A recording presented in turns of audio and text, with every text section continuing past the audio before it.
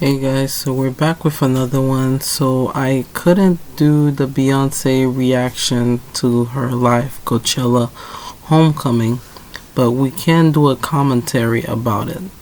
So as you know, back in 2017, I think Coachella asked Beyonce to headline the 2017 festival. But what ended up happening is that Beyonce got pregnant. Due to the fact that she got pregnant, she couldn't perform the 2017 festival. Flash forward a year later, we saw that Beyonce took 8 months. Between those 8 months, she not only had to perfect her craft, get ready to get back on stage. Like on the documentary, it was so heartwarming and as well as very emotional that to see her in a vulnerable state that we never seen before. Not only Beyonce was explaining how she got to the point of making Coachella happen and making this a legendary status thing. We saw that Beyonce started explaining some little bits about what she have done to get to that point. While she was pregnant, she said that one of the babies wasn't responding, so she had to get like an emergency to the hospital, so that way they can check every single vital points to see if the baby was still alive, which was very very sad to even hear that. And then we started seeing how she started putting things together, like the costumes, the renditions, the rehearsals that it took. She had over 150 people on stage besides the band. We knew that the band was a big part of the Coachella set, so from the start of the performance leading up to the entrance, Beyonce had like a Nefertiti entrance, and it was so beautiful to even see her back on stage. She also, the colors that she was wearing, the all yellow, is also represent the first, I guess, male brotherhood. That's what it represent. And then the pink was the one that represent the fraternity sisters.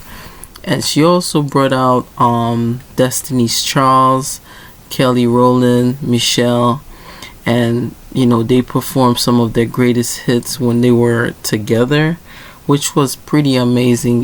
The performance was at least 2 hours, which is something that she even said that she will never push herself at this level again because of the amount of risk that it took her to like really get to this position.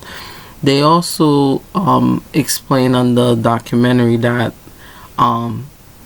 she also started using like plant-based nutrients to get her body back, so she started cutting like meat, like a lot of like dairy, all these things. Like it was literally, she was drinking water and like just beans. That's about it, which is crazy to get back to where she was.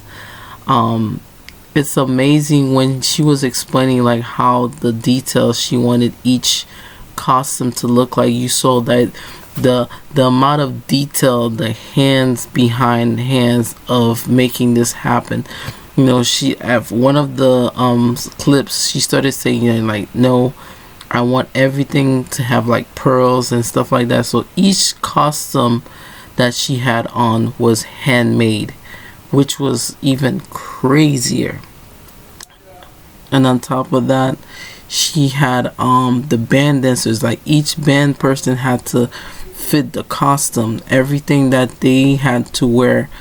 And then she started performing the melody of hits. Even when it came to week 1 and week 2 of Coachella, which she performed, the renditions were the same, but the costume, she changed them. The costume that she had in the second week was an all-white Nefertiti instead of the black one she had for the main entrance in the week 1. She also rocked it with like a different style of pearls as well as the cane, and even the backup dancers had like different color. Like it was probably the blackest thing. And another thing, she shot out a lot of things for the HBCU, which she literally put HBCU on the map for this performance. Because let's be honest, besides Ivy League, that a lot of people, never able to get into Ivy League, HBCU was the next best things for Black African Americans. So the fact that HBCU is not only a school, but it's a culture thing, where this is the heart and soul of not only for Black people, but it's like a home that the Black people could go to and stuff.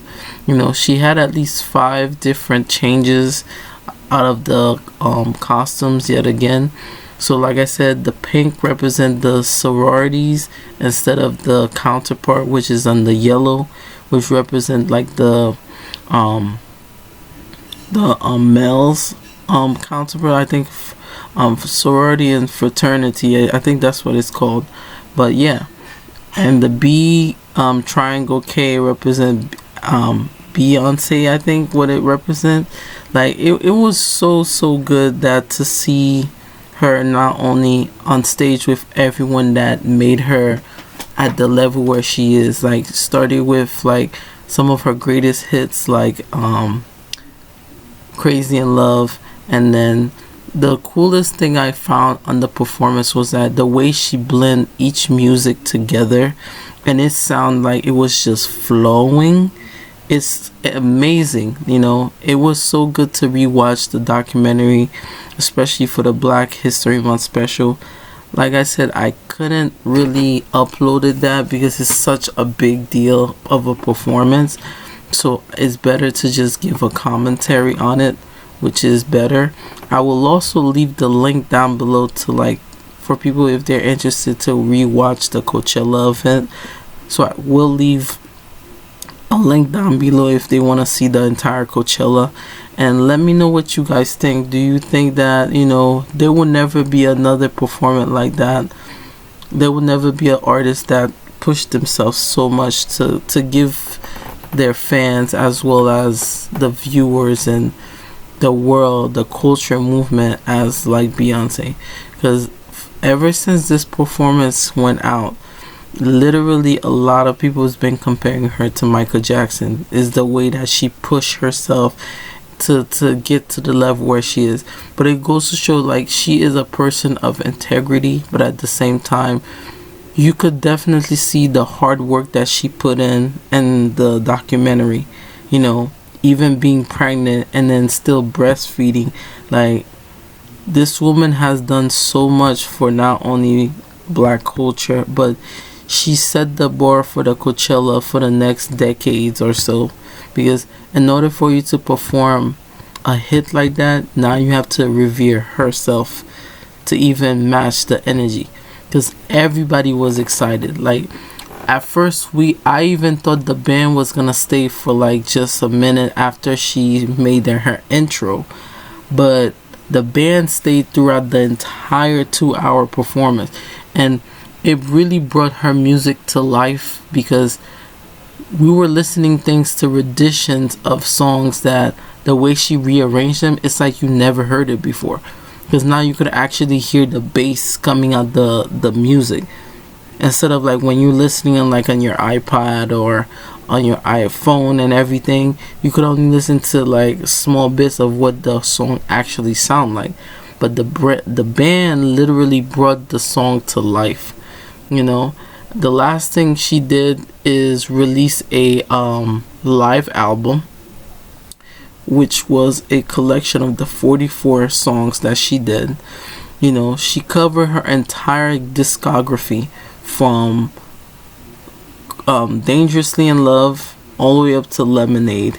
She literally packed her entire career within 2 hours, which was something that I never seen before in my lifetime, and I don't think I'll never see it in my lifetime.